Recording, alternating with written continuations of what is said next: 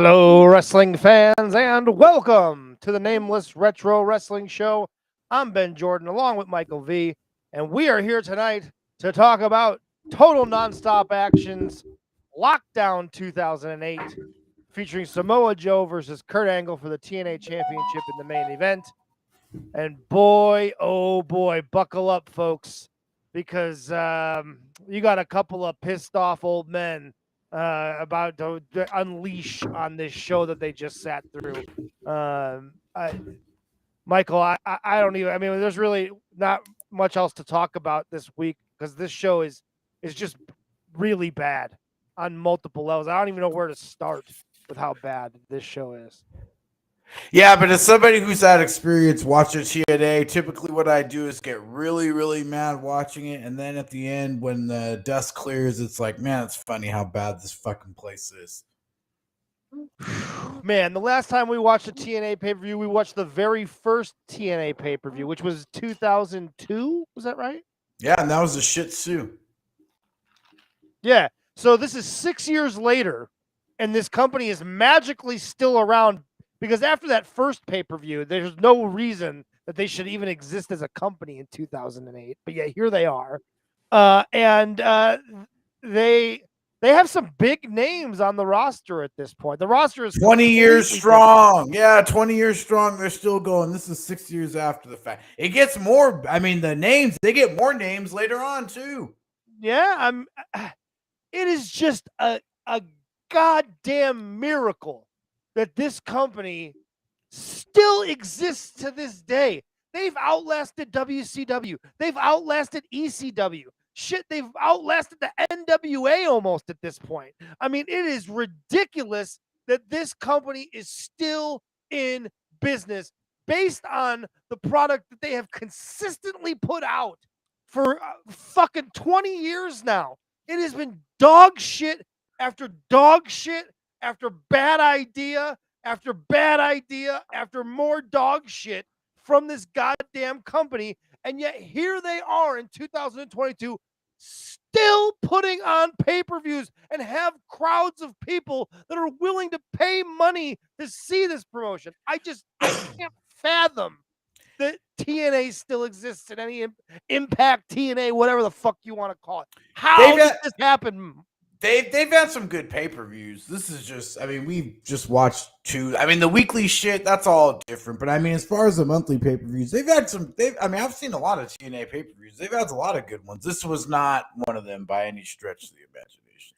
Not at and all. The television show Impact has been fucking unwatchable for. I mean, well. I mean, they've had good periods at that too at times. But I mean, it's overall, yes, it's a series of fucking misfires. Like, yes.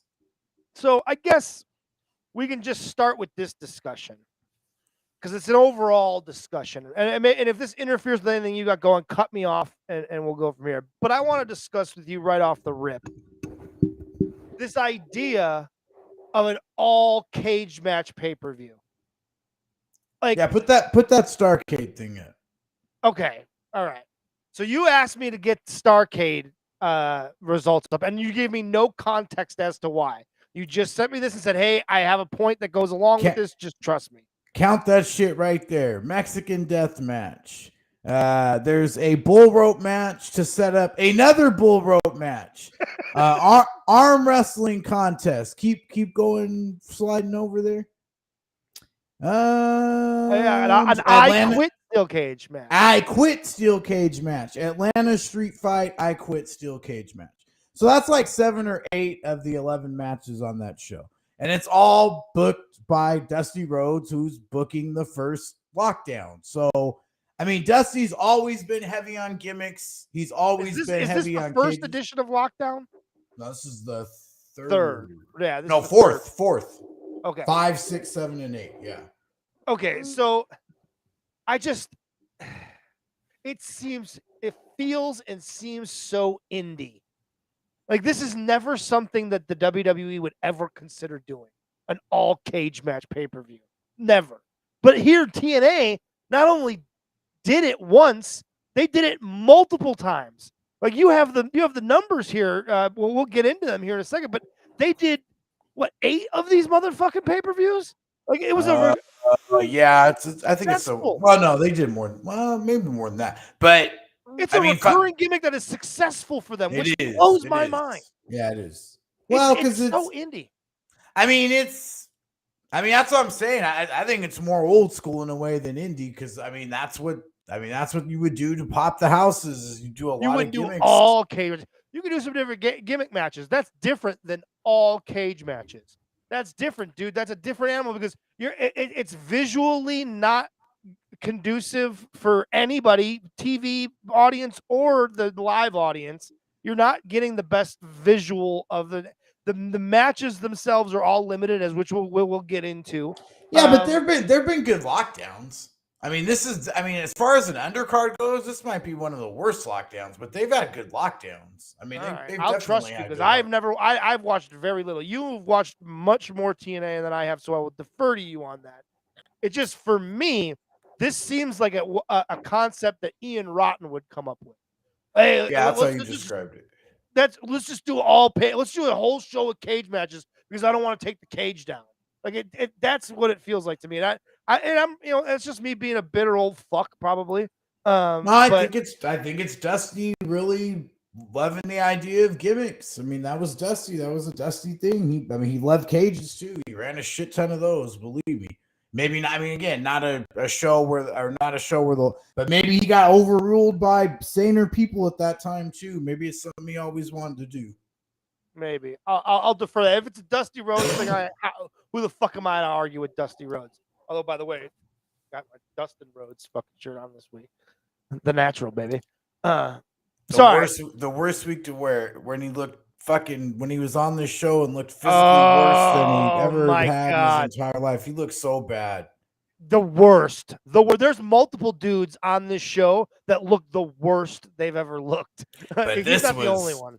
This is exceptional, though. Yeah. Dustin Runnels looks truly fucking awful. Yeah. Like he's about to die any minute. Is what he looks. You don't understand how he got to the level that he was at. Like that's how bad he is. Like yes. The fact that he rebounded to be where he is now, based on where he was in 2008 on this show. Whoo. He wrestled in a fucking trash bag. Oh, so bad.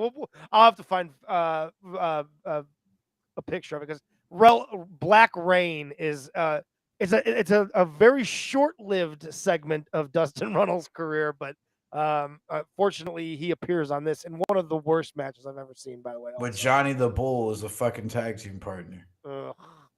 Ugh. So bad. All right, so let's get into the business. Like we always Johnny the Bull, who had one of the worst pro wrestling injuries there ever was when he did that fucking leg drop to the floor in WCW and his broken hip went through his urethra. That was pretty fucking. It don't get. I never know that. Oh yeah. I mean, he did it straight to himself. I mean, he did a leg drop from the fucking ring to the floor, and just fucked himself up. Oh my god! He also this relic gimmick is a gimmick that he got from like Muda, didn't he? He had some association where he worked in Japan for a minute, didn't he? He was at All Japan. Yeah, he did some work with Muda, and this kind of was his gimmick that he brought over to the United States as well. All right. We always like to do the business notes. We like to talk about the business around the pay-per-view that we watched first. This one is an attendance of 5,500 in Lowell, Massachusetts. It's the second highest attendance in company history at that point, behind Lockdown 07. So, I mean, who am I? Hey, how dare you skip over that at the Paul Songus Arena? God damn it! I didn't want to say Songus. I didn't want. I just love that fucking Paul Songus has a fucking arena. I don't even know who that is. He's a Democratic politician, but it's amazing to me that he's got a little arena named after him over there at Lowell, Massachusetts. So it's funny. Yeah. And also, it's interesting that the TNA is putting on pay-per-views from St. Joseph, Missouri, and Lowell, Massachusetts. Well, yeah, it's smart though. I mean, I don't fault him for that. That's smart. I think it's just interesting. That's all I'm saying. Yeah. Well, yeah, no, but I mean, I like the way they do that though too, because I mean, it's basically running Boston and St. Louis without paying Boston and St. Louis prices for big arenas. So I'll give them that. True that. That's smart business for sure. Pay-per-view buys. Does 5,500 pay-per-view buys, but you don't hear that 55,000, excuse me. But Meltzer has cited 72,000 for the event, which it's somewhere in between there. But yeah, either one is. I mean, you get an idea of. I mean, here's the thing, man. I mean, let's talk about that real quick. Like AEW with no television, no nothing, but fucking word of mouth on the internet. The first Double or Nothing is more than TNA has ever done on pay-per-view with 1 million+ viewers on Spike TV. So, wow. I mean, that alone. Yeah, right what did that first AEW pay-per-view do? Double or Nothing? Yeah, it was 100, 110, something like that. Yeah, that's double what TNA did at this point with, like you said, Spike TV and major stars. 1 million+ viewers. Yes. Yeah. Yes. There's some major stars throughout this show. There's multiple WWE Hall of Famers on this show, and yes, many more that will be inducted too. Yes. Ironically enough, yes. And for how bad this show is, that tells you something. And they had a television partner that was paying several of their big money contracts, Sting and Hogan and all those guys. So I mean, they fucked up opportunity after opportunity after opportunity. And yet they still exist today, Mike. It makes no sense. Well, this flea market version of them still exists. And they're so fucking desperate too. Let me say this shit right now. I pay $7.99 for that. Like, I have the highest membership they have, which is $8 a month. And I can't even get the respect. Like, I've never watched it on the computer before, but watching it, they have so fucking little respect for me. They're forcing ads on me at $8 a month. Like, fuck you, man. You're lucky that I'm one of fucking 927 people nationwide that are subscribed to fucking Impact Plus, and you show me that little respect. And it's a fucking advertisement for Impact. Like, I'm already paying for your fucking service. Leave me the fuck alone. You'd have to assume I'm already watching. Yeah. You fucking assholes. And the funny thing is, it talks about like the comedy, the drama. Like, that's a direct quote from their thing, and I'm just like, 95% of it is unintentional comedy. Like, exactly, it's not funny for the reasons you think it is, you dumbasses. Yeah, Scott D'Amore, fuck you. All right, so going back here, the other highest would be 60,000 that they did for Genesis 06, which was headlined by the first Angle and Joe match. Then they did 55,000, the same for this. We're Bound for Glory 06, headlined by Sting and Jarrett, title versus career, with Angle as the special referee. So Angle's drawn. Yes. So this is also when you say this was also Angle's first appearance on TNA pay-per-view, that as the special referee was his first appearance? Okay. Yes. So what you're telling me here is Kurt Angle was pretty goddamn important to TNA when they got him. Like, they needed Kurt Angle as much as certainly more than Kurt Angle needed them, but he needed a place where he could still work and not have to work that crazy WWE schedule, but still be on TV somewhere and be relevant. But Kurt Angle is involved in all of their highest pay-per-view buys at this point, at least. Yeah, which you would expect. I mean, he's the biggest star right off of their TV. Although it is funny because there is a Team Hogan versus. We'll get into the numbers because it's pretty bad later. Okay. On, but yeah. So let's look at the history of lockdown pay-per-view buys. And I think this is very interesting, and it also shows you how it was successful, despite what I fucking say. Despite what I fucking say and my complaints about it being indie, I am out of step. I get it. This proves it to me that I am out of step with most people, because most people are, at least TNA fans, enjoy the concept of lockdown. For their audience, I mean, and it's not my thing, and I've seen good ones, but it's not like I think, oh, it's a great idea. But I mean, it worked. I mean, and it's not, again, probably not for me, but I mean, it worked. I mean, by their standards, it worked. Yeah. So you have 05 does 35,000. It's the second biggest pay-per-view that year, tied. 06, it's tied for the third biggest. 07, it's tied for second that year. 08 is tied for second, which is 35,000, which is the one we're watching. Next year, Wait, no, I'm sorry. Excuse me. 06. That's 06. 06 is 45. Yeah, Yeah. we're all watching 08. Excuse me. Yeah. Tied for third that year. Tied for second that year. This one is first. It's the only one that's by itself the number one pay-per-view for the year. Yeah. But like I say, these notes show me. No, show that last one. That shows Yeah. some interesting shit too. Oh, Ooh. 15,000. Yikes. And it was tied for third. Their pay-per-view audience went to shit. And that one that has 15,000, which is the least of all the ones we talked about. There's a Team Flair versus fucking Team Hogan War Games match. And it's, they still didn't draw. On a pay-per-view that got 15,000 buys? Yes. Wow. That's also the time that Ric Flair was doing radio interviews and was talking about how he would get stopped in the airport and asked about when he was going to be back in wrestling, and he'd have to explain to them that he was wrestling still. He was in TNA. And people were like, what the fuck is TNA? I saw that happen with RVD on TMZ. Like one of the guys asked him when he was coming back or whatever. He's like, I'm on Impact Wrestling every week. Hogan was notorious for going on radio shows while under contract. Me and Vito used to talk about this all the time. He would go on radio interviews and do these local morning radio shows, and they would introduce him as former WWE wrestler or WWE Hall of Famer, and he would never mention TNA once. He would never correct them or put over TNA, and they were paying him, or Spike was paying him a bunch of money, and he was not putting them over the way that they were obviously hoping when they paid him, because he was at one point. He was all over doing that shit in the beginning, but I mean, towards the end, I mean, I'm sure things. I mean, it didn't sound like things ended well there at all. So. Clearly not. I mean, 15,000 buys for a pay-per-view that has Hogan and just with the relationships in the company were not good at that time. That's true. That's true.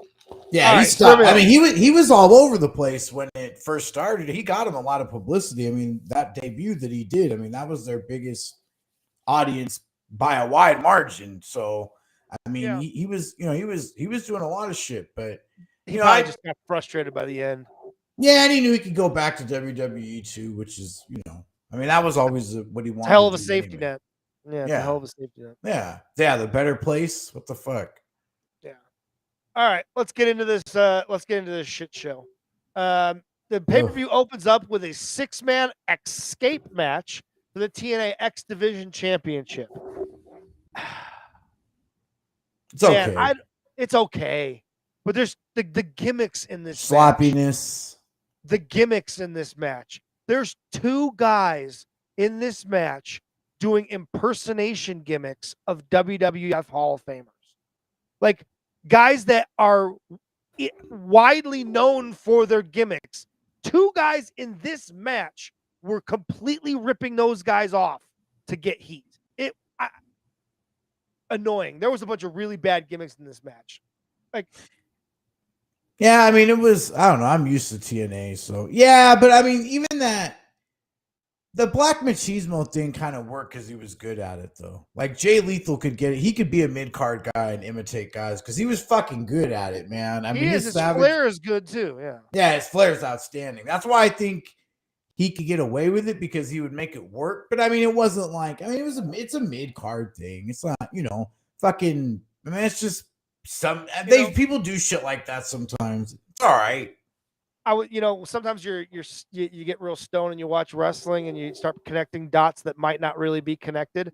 As I'm watching this match and I'm getting mad about Jay Lethal doing a Macho Man impersonation as a gimmick, I thought to myself, Jay Lethal doing this gimmick and getting over, and then doing the Ric Flair thing and getting over, it opened the door for the Young Bucks to say impersonating well-known gimmicks is a gimmick in itself, and they took it as a tag team and did a tag team version of that, because the Young Bucks basically ripped off a lot of different guys at different stages in their careers, whether it be the Hardys, whether it be the Rockers, whether it be the NWO.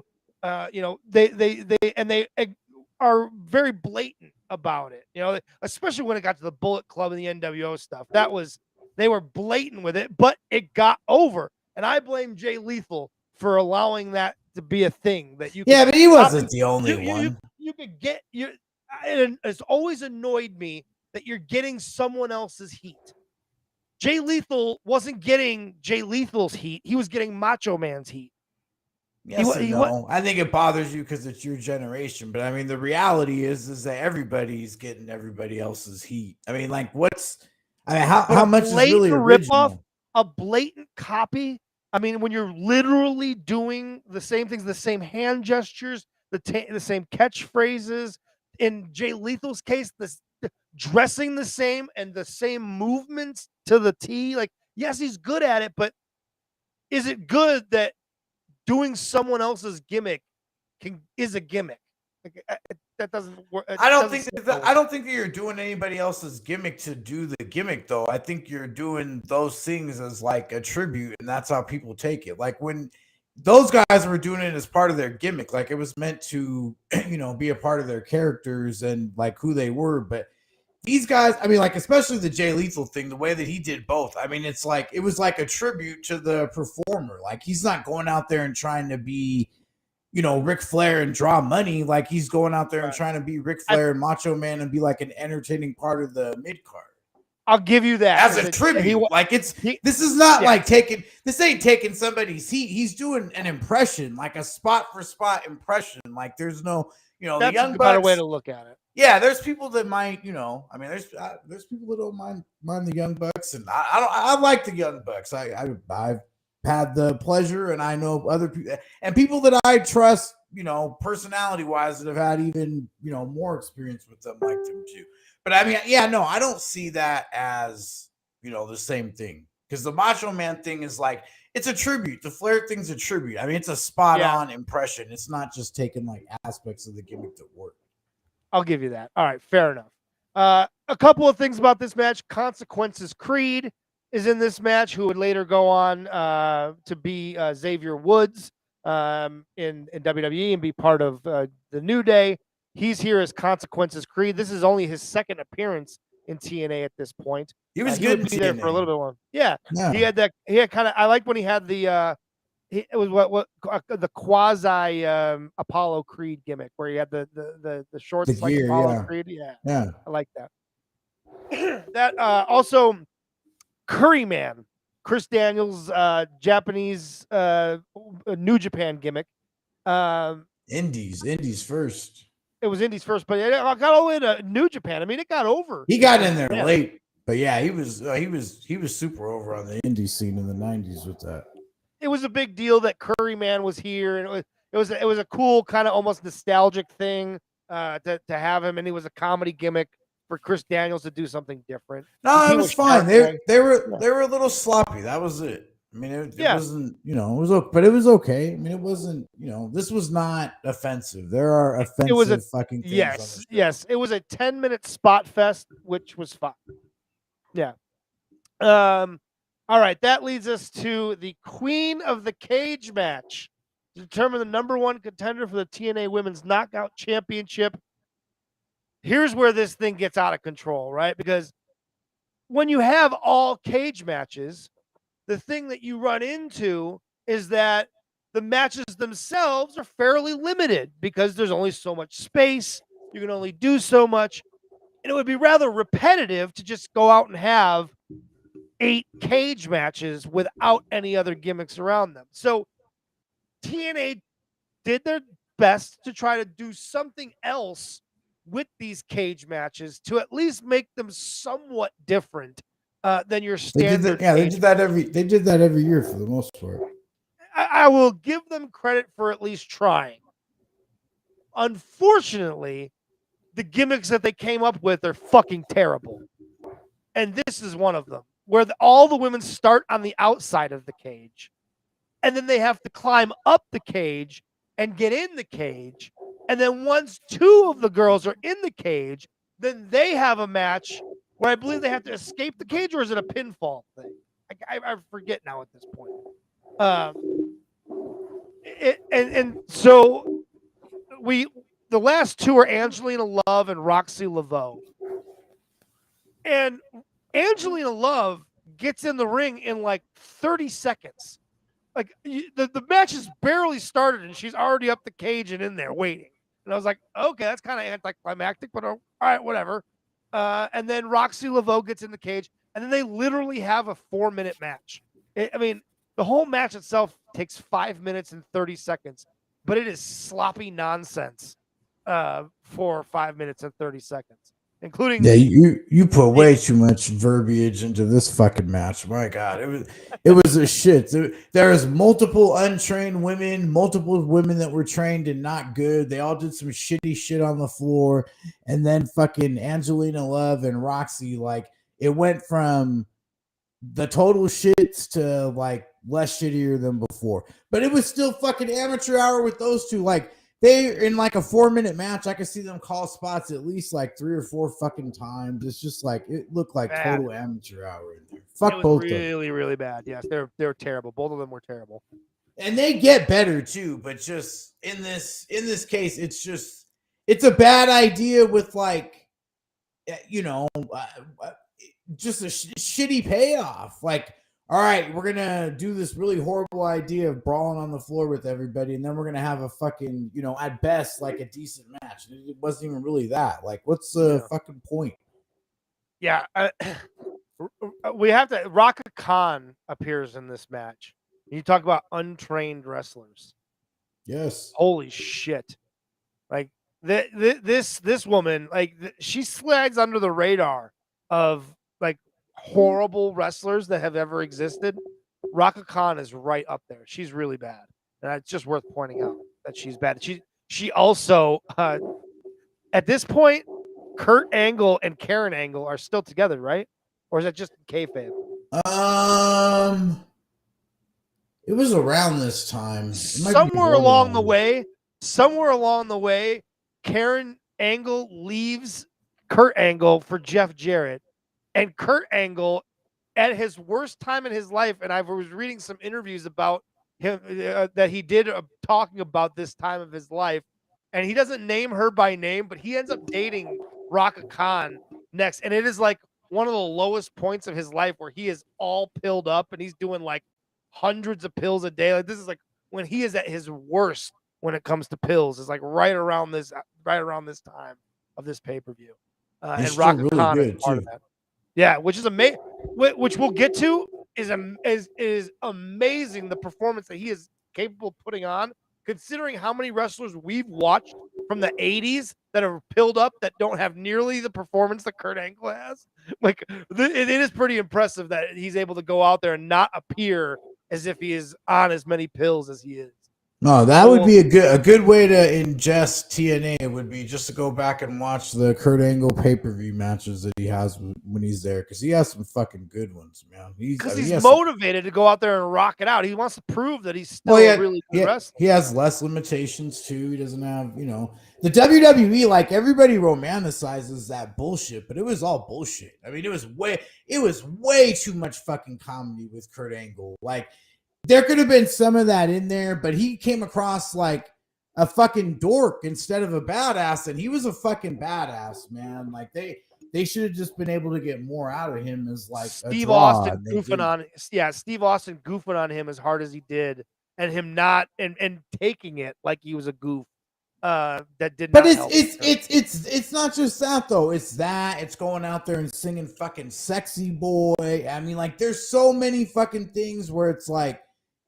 Again, all of these things would be fine to do necessarily like at a time, but it's just the way they did everything where it was like people did not take him seriously. Edge and Christian stuff too. Edge and Christian, making fun of him. Yeah. Too much goofing around.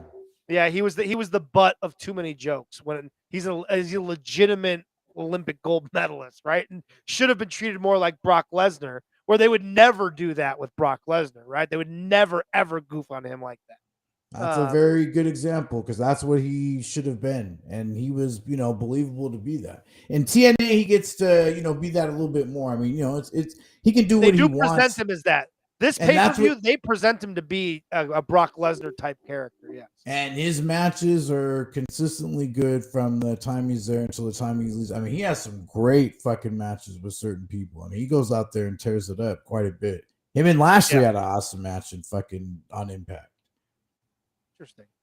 Oh yeah. Next is just a simple 6 From sides London too, so there was actually a crowd. Yeah.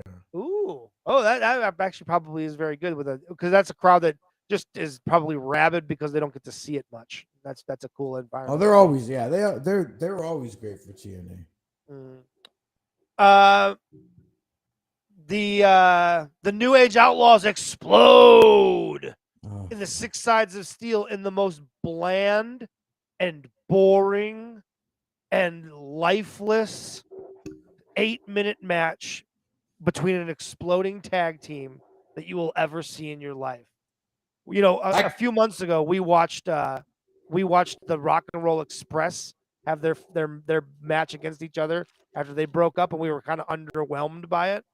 This match is way more underwhelming, but it's under the same circumstances of an iconic tag team breaking up and having just a very lackluster breakup match. They were always like that. They did that. Their WWF breakup wasn't anything either. They're just not. I don't know. They don't really work all that well together. But the two things about two things about this match is, number one, this fucking implosion of one of the best tag teams of all time. Fucking that ends in a cage, ends in a roll up finish. I love that. Just total worst finish. I'm glad you brought it up. Total stupidity. It was not just a roll up. It's like the most basic. That's what I'm saying. The match was lazily put together and lazily worked. The finish of the match is BG James is in the corner, right?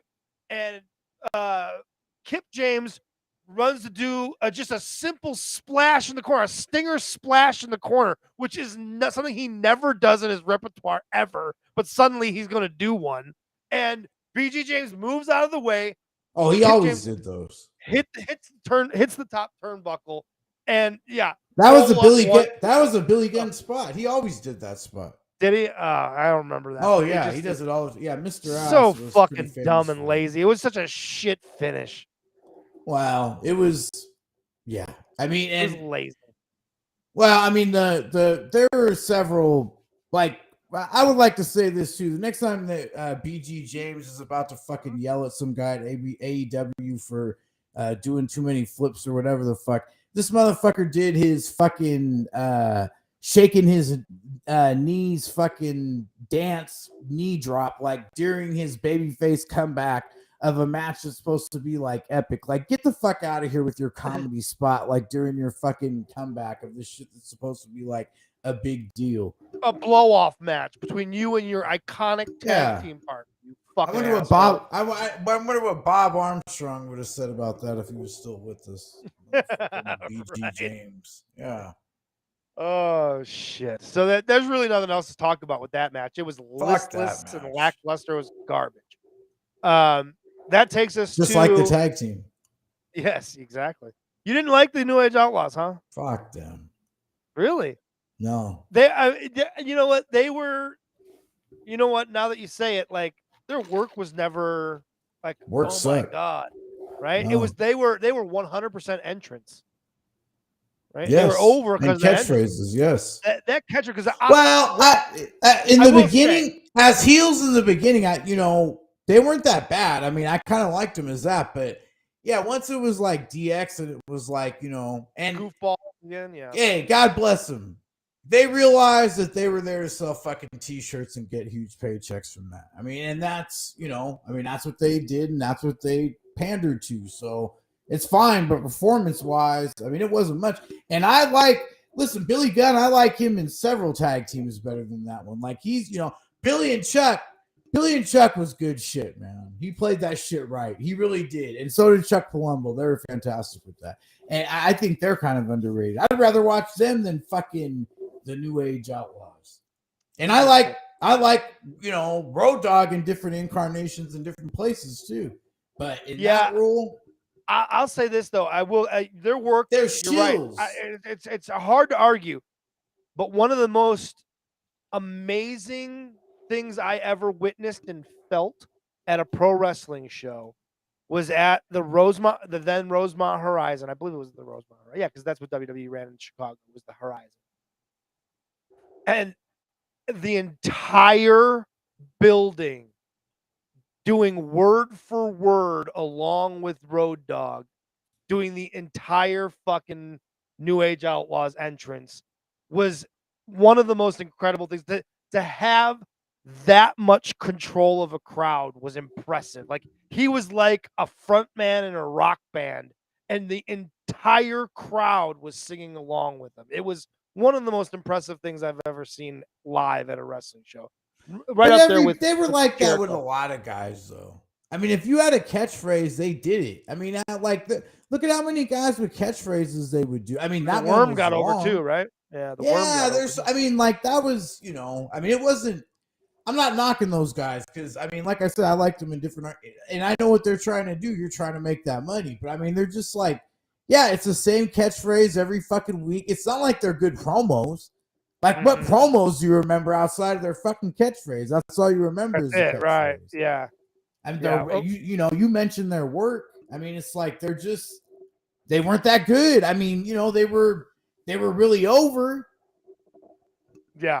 What? By the way, my favorite thing that Billy Gunn has ever done in his entire career is that video. Have you ever seen it of him when he's one of the Tough Enough coaches and he fucking explodes on that one dude and just goes off on him? Have you ever heard that? No, it's Oh, funny how he tries to present himself as a worth watching. lovable coach. I have it because Focus team. hold on, I got it's so great. He goes fucking nuts on this guy. You know what I would have told him? I would have told him, "Fuck you! You used to be a quasi gay wrestler with I'm getting the fuck out of here." Where everything we've been talking about now comes into play. It's not a cakewalk anymore, people.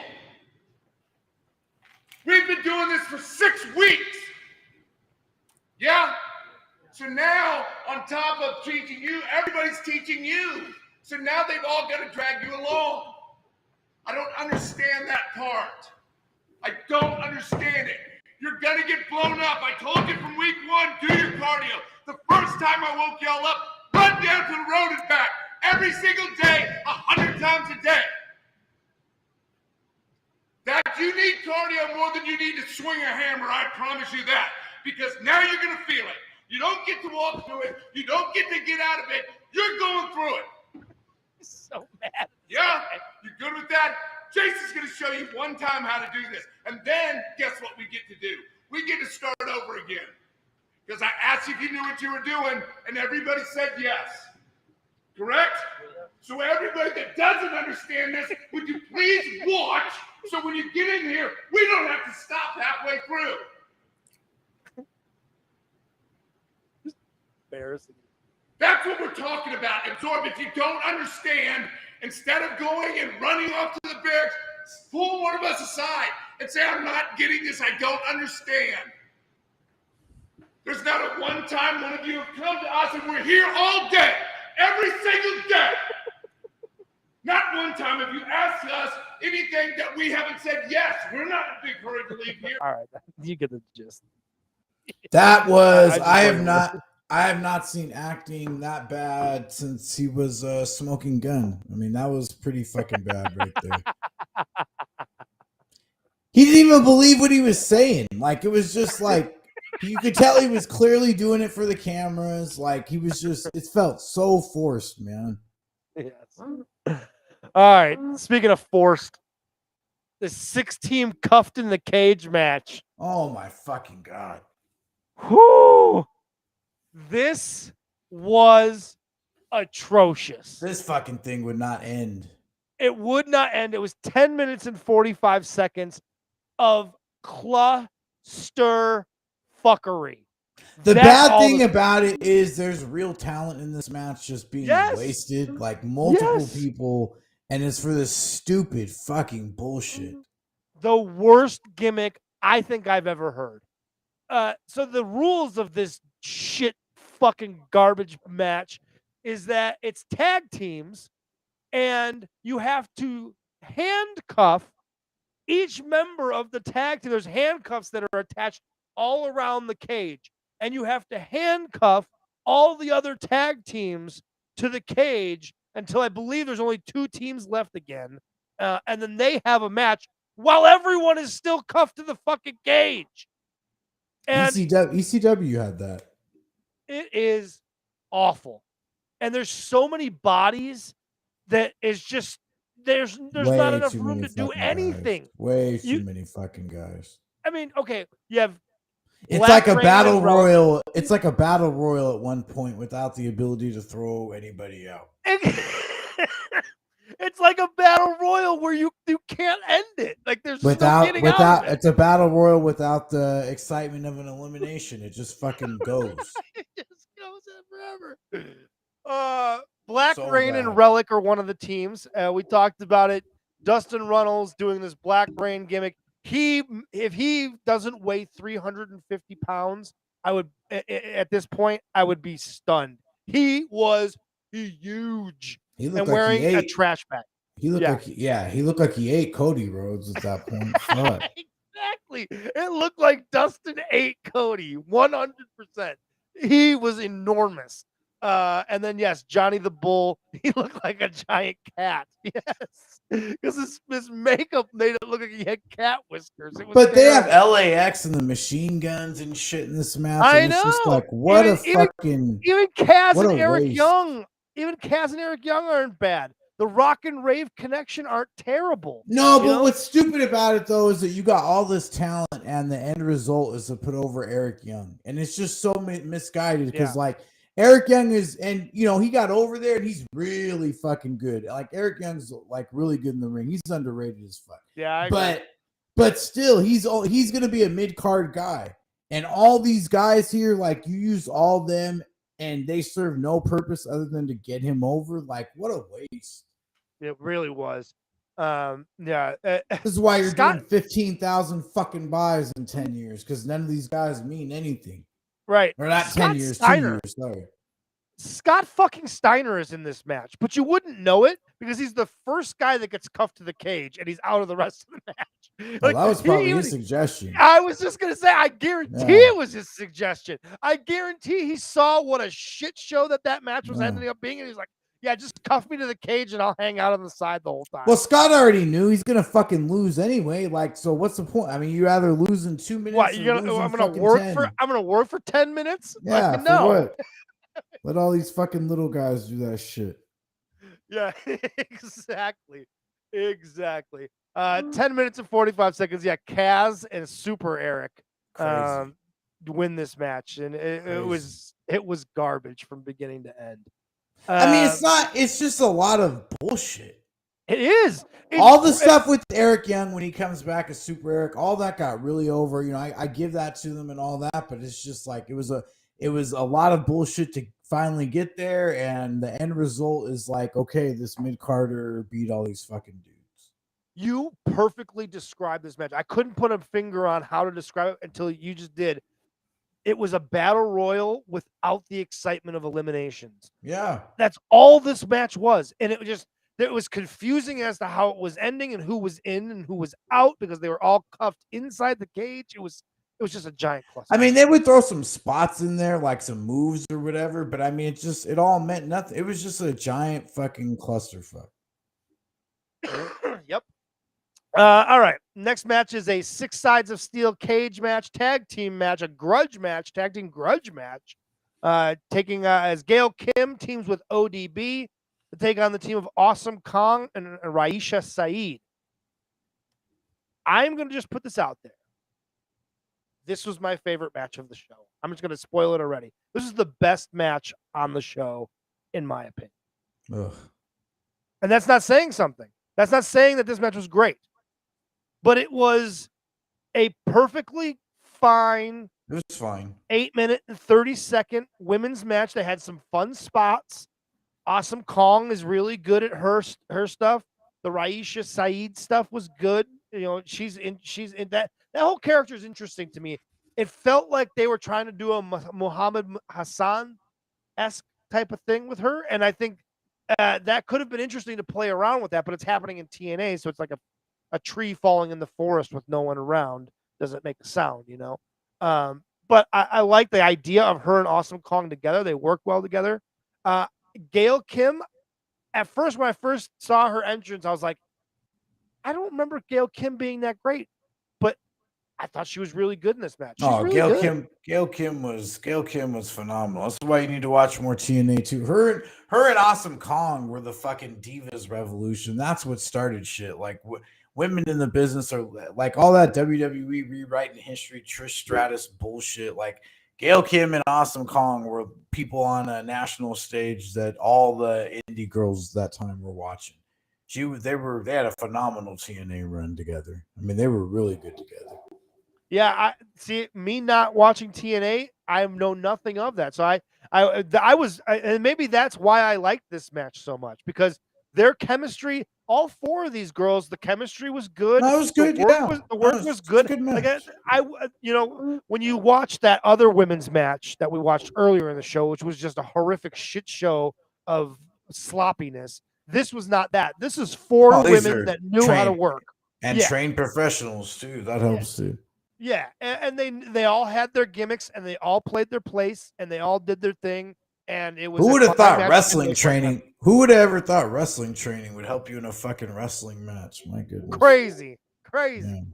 Speaking of not being trained, though, that leads us to our next match, which is an intergender tag match. 6 Sides of Steel, also a quote unquote grudge match. Booker T and his wife Sharmell, untrained, by the way. I think this is a blow off. I think this was their third match in a row. I think so too, because Robert Roode was teaming with Tracy Brooks for a while, and then Peyton Banks came in along the way and is in this match. Him and Booker had 3 matches in a row on a pay-per-view. So I mean, I bet those matches were good. Remember. Both those guys are good. They're perfectly pretty good. Solid wrestlers. It was fine. They're pretty good. And this match was what it was. Peyton Banks. I always remember Peyton Banks as Rain. She was working IWA shows when I was around IWA and shit like that. She was when on the Indies. Her and Lacey. You can even go a little bit further back. Lacey and Rain as the Minnesota Home Wrecking Crew. They were working shows with and working each other at the same time that Punk and Cabana were working. They worked a lot of the same shows, so they came out of that Steel Domain training facility. And so in a way, Rain and Lacey, they were even the predecessors to Gail Kim and Awesome Kong, where on the Indies, those two girls were the top. And when Shimmer started, both of them were major parts of Shimmer. They were a big deal, Rain and Lacey, for a while there in the early 2000s on the Indies. I will say that. Otherwise, I don't know there's much to say about this. Booker T and Sharmell are what they are. We got the Spinaroonie. He did the Spinaroonie, so that was the match was fine. They kept him out until the end, but I mean, it was just. I mean, it's like another 8-minute thing. Some shit happened. Like if it's not when Sharmell got in there, she was fucking horrible. Fucking daytime talk show windmill and shit. Just fucking horrible. Like it was really bad. So bad. Like why do they continue to put her on television? Like why did they continue to use? Well, she's her? a good performer, but not as a fucking wrestler. No, just keep her on the side. Keep her outside. Queen Sharmell was tremendous.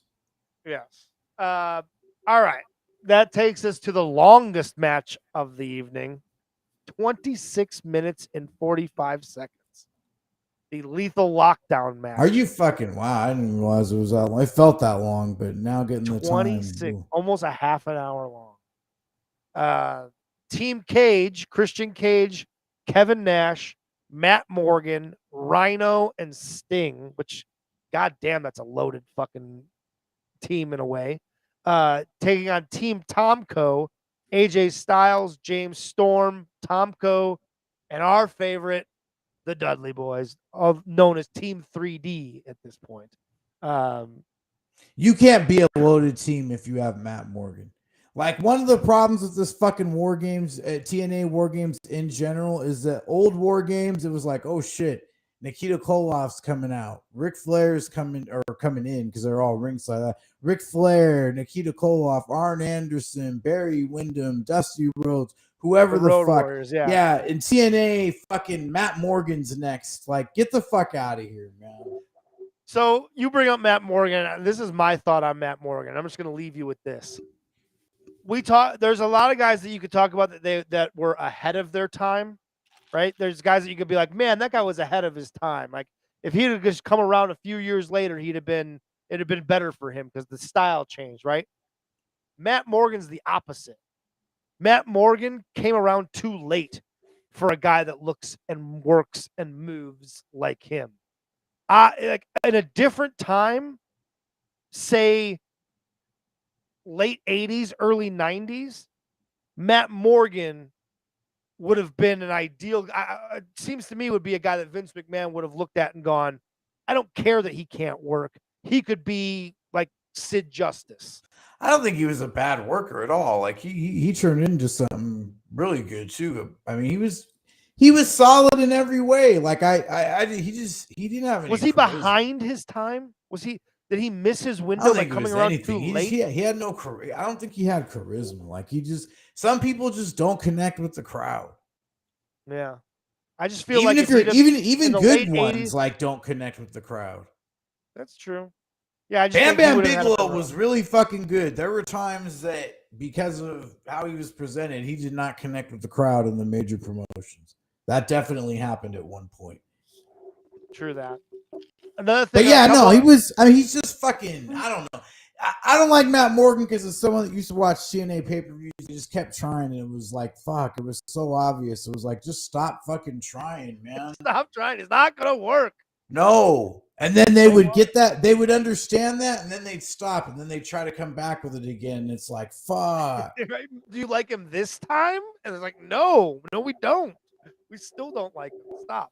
Fucking force feeding us Matt Morgan. Yeah. This match, basically, if I were to wrap it up and sum it up into like one sentence, it's 26 minutes of Christian Cage taking unnecessary bumps.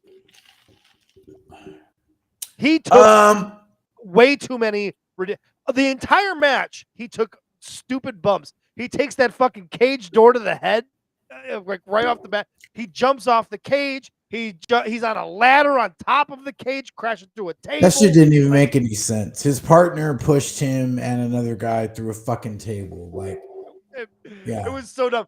Okay, so this is another match that suffers from too many people being in the ring at one time, right? It's very much like the cuffed in the cage match, where once everyone is in the match, there's a lot of guys and not a lot of places for them to go because there's only so much room in this fucking ring, right? And yeah, that's why I think that's why they always went onto the roof. They always did that shit. Then they make it more convoluted and more cluttered by lowering this fucking contraption down, this lid down on top of the cage, which has a bunch of plunder on it. And so the plunder gets in the ring and just fills the ring and clutters the ring more. And there's now less room for guys to move around. And you have this area of about the size of a small circle in the middle of the ring that you have available to try to do any sort of work in, because the rest of the ring is just littered around the outside by bodies and gimmicks. To put gimmicks inside this match was unnecessary, and like that was their thing. They cluttered. Yeah, they did it every year. I hate it. And it's just too long. I mean, this is another one where it was too long. I mean, there's good aspects in there, but it was very fucking boring, and some of it's there's just a lot of unnecessary shit. And again, Matt Morgan. Why am I watching Matt Morgan? Another couple notes. Or Kevin Nash in 2008. Why am I watching? Oh shit, dude! Thank you for bringing that up and reminding me. Kevin Nash looked so old in this. Show. He looks 20 years older than he does now. Fucking 14 years ago. Figure that out. Yeah. Correct. 100%. He was moving like an old man a legitimately broken old man in this match, and he has all gray. He's an and old fuck. he just looks so terrible in this match.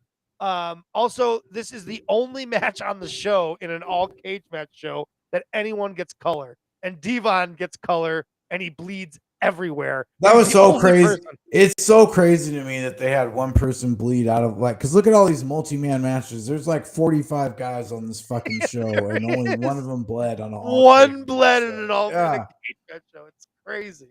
Makes no sense. And yeah, that's about all there is to say about this. Tomko is he has a title. What title does he have at this point? He came out with a title, but I didn't have the audio up. I think that's a New Japan tag titles. Oh, okay. Gotcha. Unless he's tag champs with AJ, which he might be.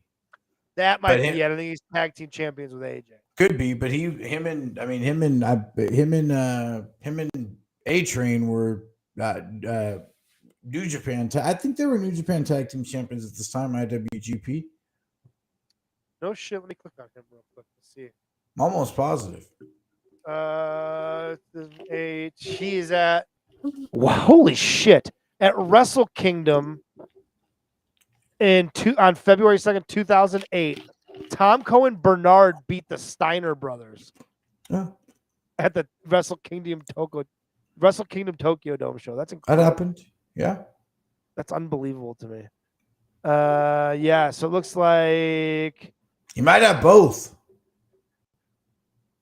Yeah. Might be TNT champions. Jesus Christ, that's crazy. That's crazy that he got that he was 22. He was good in TNA. He had a good TNA run. Once work a little I thought bit he in died. Japan. He's not dead. I don't think so. I thought he was dead. But He's not dead. He had real problems. Real serious. Prior to his wrestling debut, he served as a bodyguard for Limp Bizkit. Wow. He might have developed some habits doing that because it didn't end well. Career didn't end well there. He owns a gym. Yeah, he owns a gym in Boca Raton, Florida now. Sweat those toxins out, brother. Good for him. All right. That takes us to the main event of the evening. 6 sides of steel cage match for the TNA World Heavyweight Championship. Kurt Angle, your champion, defending against Samoa Joe. And they spent the entire pay-per-view building this matchup as an MMA style. Joe, by the way, yes, you're right here. A long-standing New Japan tradition of taking below-average American big men and making average tag teams. Yeah, I like them. I like them as a tag team. I like both those guys individually too. Like they're not super charismatic, but their work is solid. Like Tomko gets pretty good in TNA, but you could tell his problems fucked him up. But he started having charisma, and he's good in promos and backstage stuff. Him and AJ, they had a really good dynamic together. Like when they did their split and stuff too, like it was really good. Like that was one of the underrated parts of TNA. That one of the one out of every 12 things that work. So they spent a lot of time in this pay-per-view building up this Samoa Joe Kurt Angle match with a very MMA heavy feel. And this is also around the time that Angle is, for lack of a better term, angling to try to get a UFC fight with Ken Shamrock. But as the story goes, he asks for an insane amount of money. He wants Randy Couture, Chuck Liddell, Tito Ortiz money, but Dana White is like, you're not those guys in MMA, so I can't justify paying you that money. What I will do is I'll put you on the Ultimate Fighter. He's bigger than all of them. You can make an argument that Kurt Angle was right? That he deserved the big money because his name value was bigger than any of theirs. He would have drawn more. Brock Lesnar. How long's Brock Lesnar been in the wrestling business in totality? What, 12, 13, 14 years? Yeah, something like that, right? Yeah. Whatever it is in totality, 12, 13, 14 years, hasn't been a draw for a single one of them. So, and he drew an MMA, so I'm sure Kurt Angle would have drew an MMA too. So, you have to believe that you do Kurt Angle versus Ken Shamrock. You're probably going to get. It's not going to main event. I don't even know if you main event it, but you could put it on the undercard. And Fuck it yeah, would you could main event. money. You could main event. Fuck yeah, and it would fucking draw the same way that fucking It would Brock, have. Yeah, same way Brock drew right away. Get the fuck out of here. And with those guys cutting fucking promos too. It seems insulting that Dana tells Kurt Angle, "I'm not going to pay you the money that you want, but what I will do is I will put you on The Ultimate Fighter the same season as Kimbo Slice, the heavyweight." No, I get it though. I get it though. He would have made a lot of money, but I mean, he is trying to protect the integrity of the sport and not having like another pro wrestler. So I understand what he's trying to do, but I mean, just from a business standpoint, like there's no reason for him to do that, and he definitely would have fucking drew. He would have drew huge. I think so too. I think Dana and the UFC missed the boat there. They left money on the table. They left money, but I think if you asked him, I think he would acknowledge that, and that when he made the decision, he was leaving money on the table just to not be too pro wrestling heavy. Because even as good as Lashley's record was, they never signed him when Brock was there because they didn't want to, having one was like borderline, especially that level of athlete. You can get away with it with Brock, but I don't think, he didn't want to be the. Yeah, well, yeah, but on the undercard. Yeah, you're right, though. But that was later, though, too. Was Brock was already gone, right? Yeah, and as Joe pointed out, he probably paid Punk more than Angle asked. Yeah, but that's what I'm saying. Brock is gone, though. But now with Brock there, and then you're bringing in Angle, too, like, at the same time, I think it comes off. But isn't Angle different because you also have the legitimate Olympic gold medalist background of Kurt Angle that sets him apart? He's not just a pro wrestler. Kurt Angle coming to UFC is still a legitimate Olympic gold medalist. Yeah, but let's be honest. Pro wrestling has done a lot of rehab image over the last probably decade as far as the way that it's perceived. And you see how many people want to partner with them now. But back then, even at that era, there's still, there is still that kind of, dumb pro wrestling thing.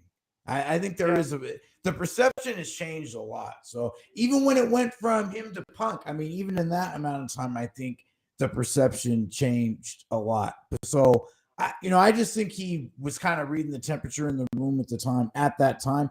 And I can see that. It just wasn't a good fit at that time for UFC.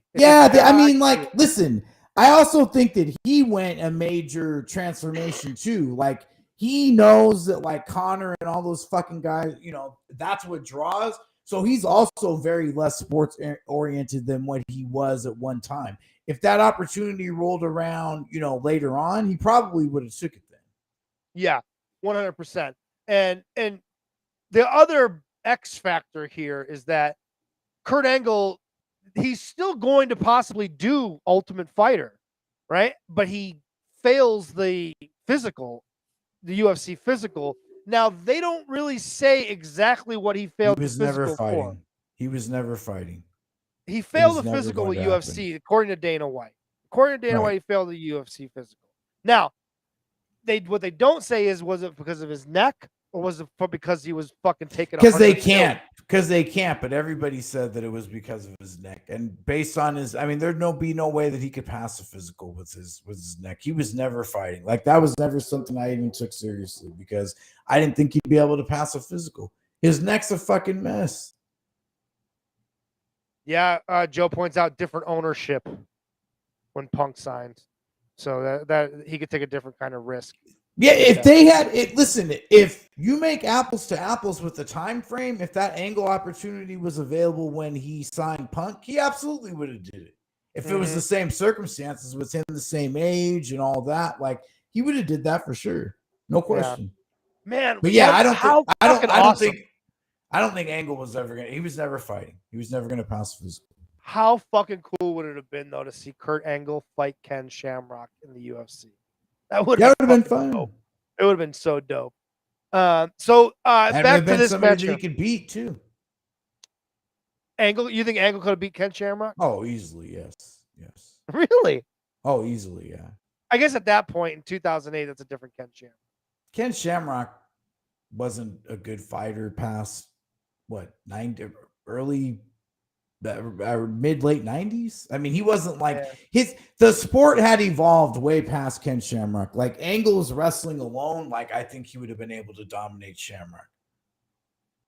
I'm Joe's watching along. I'm curious what Joe's opinion would be on that. Yeah, me too. All right, back to this match here. So they work this. Angle does not come out in the singlet and the shoes and the Kurt Angle look, right? He comes out MMA looking. Yeah, and he looks great. He looks amazing. Like physically, he's lean. Yeah, he's very lean. He looks really, really good. Which like again is amazing. Fight. Yeah. Yeah. Which is amazing considering the amount of pills that he's likely on and what he says he was taking at this point. Good storytelling. And they did a good work, a fine work shoot. It wasn't my cup of tea because I guess I wasn't expecting it, and I should have, given the way that they'd built it up all night. I was a little thrown off by the work shoot part. I liked it. It was different. I liked it because it was different. I liked it because it was. I mean, it's just It was a much different style match. It wasn't really work shoot. It was like MMA spots thrown into a pro wrestling match. I mean, there's a fucking, 2-minute figure four spot in there. I mean, there's still a lot of pro wrestling, but I mean, they mix in some credible MMA with it. I mean, it was different. It was fun. And they needed it to be that too. This is the fifth match they've had on fucking pay-per-view up until this point. So yeah, they needed to do something different. Yeah, not in a row, but yeah, it was something different. It was good. Is Joe talking about Ken Shamrock? So he says that Angle beats that Shamrock. Yeah, the only outcome for Shamrock would have been the same way Mir caught Brock with a heel hooker. Yep. Yeah, that's how I would see it. Yeah, I couldn't see him beating that wrestling, man. But the match is 17 minutes 45 seconds. The other part of the story is that if Joe doesn't win, he will retire from wrestling. He'll give up his wrestling career, which kind of telegraphed the finish, but whatever. And Joe does end up beating Kurt Angle with the Muscle Buster. Yeah, I like this. I thought it was creative on both their ends. I mean, the shit looked good. That was supposed to look different and good. It did look different. I mean, I thought it was fun. I really enjoyed this. I'm the biggest Samoa Joe hater maybe on planet Earth. You hate him for unrealistic shit. Like for doing the same shit. All these guys do the same shit, man. He's never felt like he's evolved ever. I don't know. Whatever. I've seen Samoa Joe look a lot different. I've seen Samoa Joe look a lot different than what he ended up being as far as his work. He didn't used to be a stiff worker like that. Yeah. Early indie days, especially, that was not his style. Once he got to once he was Ring of Honor and he was doing stuff with like Kobashi and shit, then that started to become his thing. Yeah, I'm talking about even before that, like in the late 90s, early 2000 or so, in 2001 in UPW when he's doing stuff there. I mean, he was still not that style of worker. In 2001 when he worked with us for King of Indies. I mean, there's an evolution there for sure. He does settle into what he settles into, but like I said, I think everybody does that for the most part, man. Sabu's been jumping and missing spots for fucking 30 years. Get the fuck but that's out of different because you're watching it for a train wreck. I'm watching Sabu because I want to see, but it's not always the same. Flair, Hogan, Ricky Steamboat. Ricky Steamboat got into every fucking small package, cover, clothesline cover, backdrop cover, fucking match with everybody. With Savage, with Austin, with Flair. Yeah. He did. Everybody had their own size. Angle. Almost every Angle match is chain wrestling. Then you start throwing each other around. Then you start doing submissions and fucking reversals. Angle's been put in his own finisher more than fucking any wrestler on earth. Every wrestler who never decides to put a fucking maybe it's just because Joe's the stuff that Joe does, the spots that Joe does repetitively are just boring and stupid too. Like nothing is more annoying. My least favorite spot, maybe in all of wrestling, is why anyone would just run at Joe in the corner. If you've done any scouting, let's just suspend our disbelief here for a second that this is a legitimate fight between two people, if you were going to go into a fight with Samoa Joe, the absolute last thing you would do is run at him while he is in the corner, because you know he's going to catch you, sweep your feet out from under you, and slam you on the mat, because it's in every goddamn Joe match ever.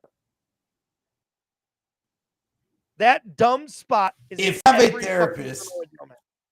watching, we have a therapist. I would like that person to give you one session to figure out what your issue is with this man, because even saying that, it makes no sense. You think Ric Flair is the second best wrestler of all time, and yet continue to run up to that fucking, do that flip and run up that fucking turnbuckle, despite the fucking 913 times that it never fucking worked. But it was like a Bugs Bunny spot. That was almost like a Bugs Bunny type thing. Like you knew, oh, here he goes again. Is he going to get it this time? No. How can you not block Brett's fucking 612th match with a fucking side backbreaker? Like, all this shit don't run at Samoa Joe in the corner. Just don't do it.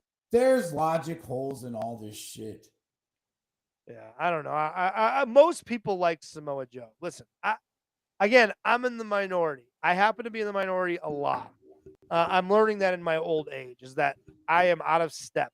You hate this man for some reason. Yeah, it doesn't have, there's some hidden thing there, man. I've just seen a lot of Joe, and it's the repetitive and the spots that I do see, I just don't like. And the fucking gear has never evolved. He's still wearing the same goddamn fucking shorts. His shit look, no, he changed his gear at one time. He had that fucking 1 minute for like a slight minute thing. Yeah, and he painted his face for like a half a second, but then right back to those goddamn biker shorts. No, he was wearing those. He was wearing that like tribal skirt thing for a little while. Yeah, for like maybe a year. I'll give him a year. I think it was longer than that. I think he was doing that in TNA. Fuck that. Yeah, you feel about Mike Rotunda. I feel about. See, that's fucking completely unfair. You're putting him in that fucking category. Get the fuck out of here. He's way better than that. He was in some of the best matches in the history of that promotion. And he drew some fucking money with Kurt Angle. Then he had a penis tattoo on his face in TNA. Yeah, rough. He did do that. I think that's when he was wearing the skirt too. Yes, it was when he was trying to be extra Samoan. Maybe skirt and dick on your face are really a very poor. The only guy that's Samoan that like doesn't get the Samoan rub. It's just weird. Well, he doesn't turn it up to that level though. I know. He's not a stereotype, and he's not in that fucking family. Right.